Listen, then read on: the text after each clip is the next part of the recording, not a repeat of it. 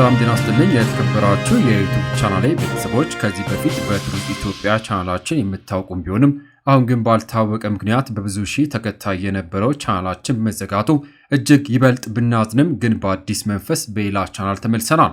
ሁላችሁም ይህንን ቻናል ሰብስክራይብ በማድረግ እንድትቀላቀሉኝ ሐሳብና አስተያየታችሁን ኮሜንት በማድረግ ድጋፋችሁ አይለየኝ ስል ከምስጋና ጋር በአክብሮት እየጠየቅኩኝ ወደ ሰዓቱ ያስኩላችሁ ሰበር መረጃዎች አልፋለሁ። በቅድሚያም አርዕስተ መረጃዎቹን ላስቀድም። የአሜሪካው ፕሬዝዳንት ዶናልድ ትራምፕ ለዩክሬን ጦርነት ያቀረቡትን የሰላም ስምምነት እቅድ በተመለከተ ቀነ ገደብ ማስቀመጣቸው መሰማቱ፣ ይህን ተከትሎ ፕሬዝዳንት ዘለንስኪ ባለ 28 ገጹን የትራምፕ የሰላም እቅድ መረከባቸውን ማስታወቃቸው፣ እንዲሁም እስራኤል ከሳውዲ ጋር መደበኛ ግንኙነት ብትጀምር እንኳን ፊሊስጤም የምትባል ሀገር መመስረቷን እንደማትቀበል ኔታንያሁ መናገራቸው፣ ጨምሮም ከሀገር ውስጥ መረጃ በብዙዎች ዘንድ ታዋቂ ተወዳጅ የሆነው የመንሱር ጀማል ወላጅ እናት መታሰራቸው የሚሉትና ሌሎች መረጃዎችን ማካተናል። እስከ ቪዲዮ ፍጻሜ አብራችሁን ቆዩ።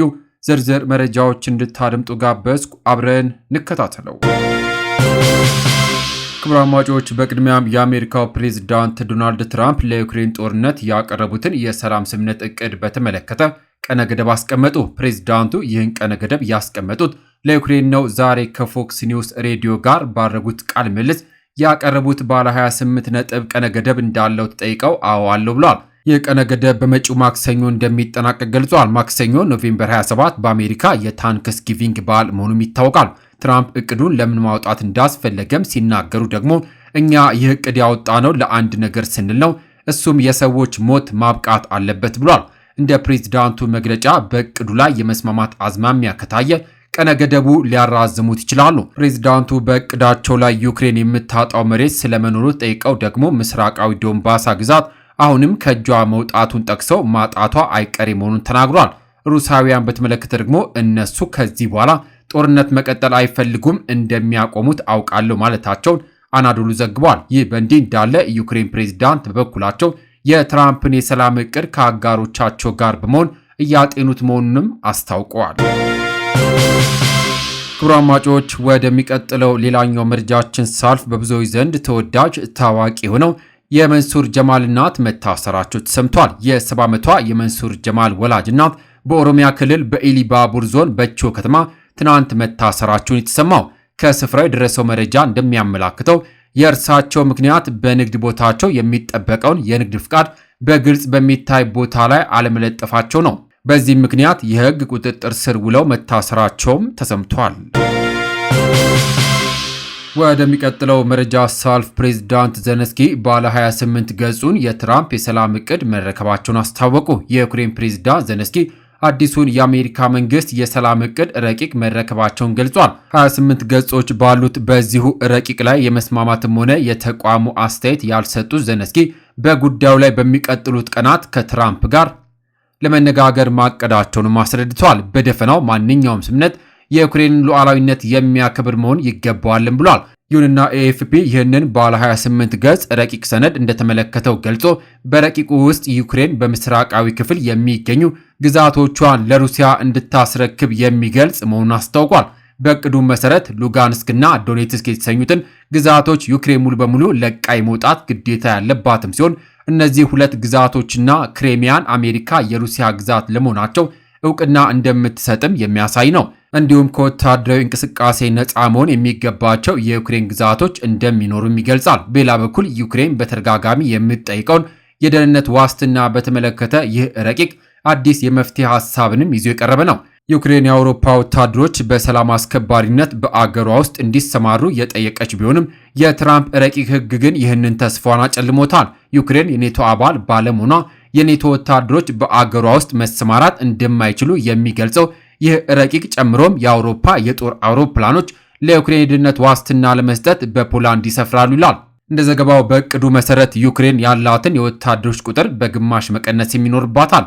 እንዲሁም በመቶ ቀናት ውስጥ በዩክሬን ውስጥ አጠቃላይ ምርጫ መደረግ እንዳለበትም የሚያሳስብ ረቂቅ ነው። በሌላ በኩል ሩሲያ በዚህ እቅድ ላይ ከተስማማች ወደ ዓለም አቀፉ ኢኮኖሚ እንድትመለስ የሚደረግም ሲሆን የተጣለባት ማዕቀብ ይነሳል። ክሬሚያን በጠቀለለችበትም ወቅት ከተባረረችው የቡድን 8 አባልነት መልሶ የምትገባም ሲሆን በድጋሜ በዩክሬን ላይ ወረራ ከፈጸመች ማዕቀቡ ተመልሶ እንደሚጣልባትም የሚያሳይ እቅድ ነው። አንድ የዩክሬን ባለስልጣናት ከዜና ምንጩ ሲናገሩ ይህ እቅድ አውጥተው ለአሜሪካ የሰጡት ሩሲያውያን ናቸው ያሉም ሲሆን ዋይት ሃውስ ግን ይህንን አስተባብለዋል። የዋይት ሃውስ ቃል አቀባይ ካሮሊ ሊቪት ሲናገሩ እቅዱ ፕሬዝዳንት ትራምፕ ሙሉ በሙሉ እየደገፉት ነው፣ ለዩክሬንም ሆነ ለሩሲያ እንዲጠቅም አድርገን ያዘጋጀነው ነው ብለዋል። በሌላ ዜና የእስራኤሉ ጠቅላይ ሚኒስትር ቤንያሚን ኔታንያሁ የፊልስጤም መንግስት ምስረታ ላይ ያላቸውን ጠንካራ ተቃውሞ በድጋሚ ገልጿል። እስራኤል በጉዳዩ ላይ ከሳውዲ አረቢያ ጋር መደበኛ ግንኙነት ብትመሰረት እንኳን ይህን አቋሟን አትቀይርም ብሏል። ከእስራኤል ዜና አውታር አቡ አሊ ኤክስፕረስ ጋር ባደረጉት ቃለ ምልልስ ስለ ተስፋው ጠይቀው ኔታንያሁ የፊልስጤም መንግስት አይኖርም፣ የዚያን ያህል ቀላል አይደለም፣ ይህ ለእስራኤል ህልውና ስጋት ነው ብሏል።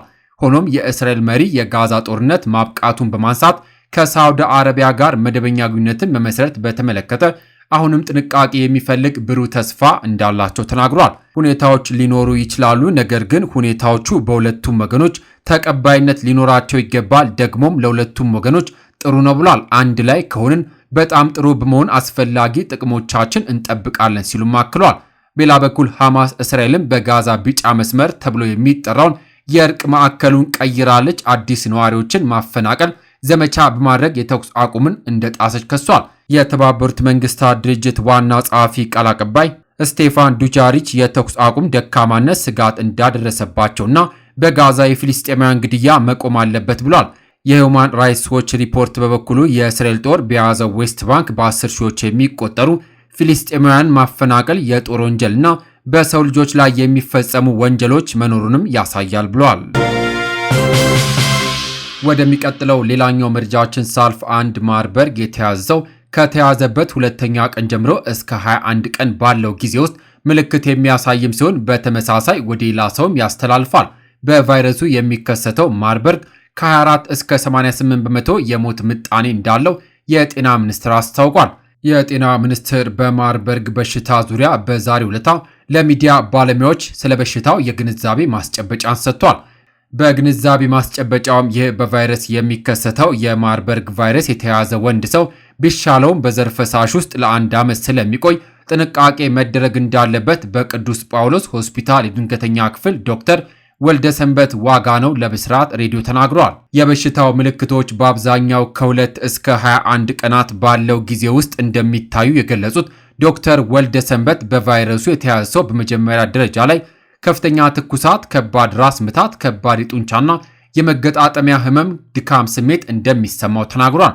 ከጥቂት ቀናት በኋላ ከባድ ተቅማጥ፣ የሆድ ቁርጠት፣ ማቅለሽለሽ፣ ማስታወክ፣ የደረትና የጉሮሮ ህመም ስሜቶች የሚሰማው ሲሆን ከ5 እስከ 7 ቀናት ከባድ የደም መፍሰስ ከአፍንጫ፣ ከድድ፣ ከዓይንና ከቆዳ ስር፣ የጉበትና የኩላሊት ድካም፣ የንቃተ ህሊና መሳት፣ የብዝሃ አካል ስራ መቆምና ሞት ያስከትላል ብሏል። ከዚህም በተጨማሪም የዓይን መቅላት፣ የቆዳ ሽፍታ፣ በተለይ በደረትና በጀርባ ሆድ አካባቢ ህመም ሲኖር ለጊዜው ቫይረሱ የሚያጠፋ የተረጋገጠ ቀጥተኛ መድኃኒት ወይም ክትባት አለመኖሩ የተናገሩት ዶክተር ወልደ ሰንበት በምርመራው ላይ ያሉ የህክምና የክትባት አይነቶች እንዳሉም አስረድቷል። በህክምና ተቋማት ህክምና የሚሰጠው ህክምና ምልክቶቹን ለማስታገስ መሆኑም ተነግሯል። ፈሳሽ መተካት፣ በከፍተኛ ተቅማጥና ማስታወክ የጠፋውን ፈሳሽ መሙላት ያስፈልጋል ተብሏል። የደም መፍሰስ ቁጥጥር፣ የደም ግፊትን ማረጋጋትና የደም መረጋጋት መከላከል ማከም ያስፈልጋልም ተብሏል።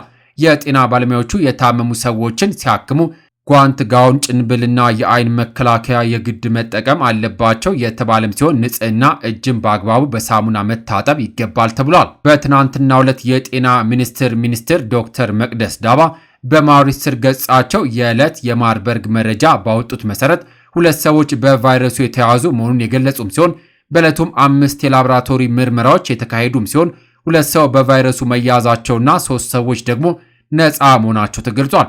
በሽታው መከሰቱ ከተገለጸበት ቀን አንስቶ እስካሁን 33 የላቦራቶሪ ምርመራዎች የተደረገም ሲሆን ቫይረሱ በ6 ሰዎች ላይ መገኘቱ በላቦራቶሪ ተረጋግጧል። ሌላ መረጃ በባህር ዳር ዩኒቨርሲቲ በሕክምና ጤና ሳይንስ ኮሌጅ ስር በሚገኘው የጥበብ ጊዮን ስፔሻላይዝድ ሆስፒታል የቀዶ ሕክምና ክፍል ዳይሬክተር የነበሩት ዶክተር አንዱዓለም ዳኜ መገደሉን አረጋግጫለሁ ባለው ግለሰብ ላይ በ25 ዓመት ጽኑ እስራት መቅጣቱን የባህር ዳርና አካባቢዋ ከፍተኛ ፍርድ ቤት አስታወቀ። ፍርድ ቤቱ ትናንት በዋለው ችሎት እሱ ባለው ነበረ የተባለው ግለሰብ ጥር 24 2017 ዓ.ም ከምሽቱ 1 ሰዓት ተኩል ገደማ በከተማዋ ሰባት አሚት ቆሸ ተብሎ በሚጠራው ስፍራ ዶክተር እያሽከረከረ በነበረበት መኪና ላይ 2 ጊዜ በመተኮስ መግደሉን የወንጀሉን ፈጻሚ ለማግኘት በተቋቋመው ግብረ ኃይል በኩል በተገኘው መረጃና ማስረጃ መሰረት ውሳኔውን ማስተላለፉን ገልጿል። በዕለቱ ዶክተር አንዱዓለም ከፈለገ ሆስፒታል ለታካሚዎቻቸው የቀዶ ሕክምና አገልግሎትን ሲሰጡ አምሽተው ጥበብ ጊዮን ስፔሻላይዝድ ሆስፒታል ወደሚገኘው መኖሪያ ቤታቸው እየሄዱ በነበረበትም ወቅት በሚያሽከረክሩት መኪና ላይ በቀኝ በኩል በተኮሰ ጥይት መገደላቸውን በወቅቱ ፖሊስ መረጃውን ይፋ ማድረጉም ይታወሳል። ፖሊስ በዚህ የምርመራ ሂደት ከክልሉ ፖሊስ ዋና መምሪያና ከከተማ አስተዳደሩ የምርመራ ቡድን ተዋቅሮ መረጃና ማስረጃዎችን በማሰባሰብ የወንጀሉን አፈጻጸምና ፈጻሚውን ማወቅ እንደተቻለ ይፋም አድርጎ ነበር። ፍርድ ቤቱ የቀረቡለትን የምርመራ ውጤቶችን መሰረት በማድረግ በትናንትናው ዕለት በዋለው ችሎት ወንጀሉን በፈጸመው ግለሰብ እሱ ባለው ነበር ላይ የ28 ዓመት ጽኑ እስራት ወስኖበታል። ዶክተሩ በተገደለበት ምሽትም በተመሳሳይ በሌላ የሕክምና ዶክተር ላይ ጥይትን በመተኮስ የመኪናውን አካል በመምታት የግድያ ወንጀል ሙከራ ስለመደረጉም ፍርድ ቤቱ አመላክቷል። ዘገባው የቴክቫ ኢትዮጵያ ነው። የተከበራችሁ የዩቲዩብ ቻናል ቤተሰቦች ከዚህ በፊት በትሩዝ ኢትዮጵያ ቻናላችን የምታውቁም ቢሆንም አሁን ግን ባልታወቀ ምክንያት በብዙ ሺህ ተከታይ የነበረው ቻናላችን በመዘጋቱ ያዘንን ቢሆንም ግን በአዲስ መንፈስ በሌላ ቻናል ተመልሰናል። ሁላችሁም ይህንን ቻናል ሰብስክራይብ በማድረግ እንድትቀላቀሉኝ ሐሳብና አስተያየታችሁን ኮሜንት በማድረግ ድጋፋችሁ አይለይኝ ስል ከምስጋና ጋር በአክብሮት እየጠየቁኝ ለሰዓቱ ያስኩላችሁ ሰበር መረጃዎች እነዚህን ይመስሉ ነበረ። ከሰዓታት በኋላ በሌሎች በአዳዲስ መረጃ እስከምንገናኝ በያለንበት የዓለም ዳርቻ ቸር እንቆይ።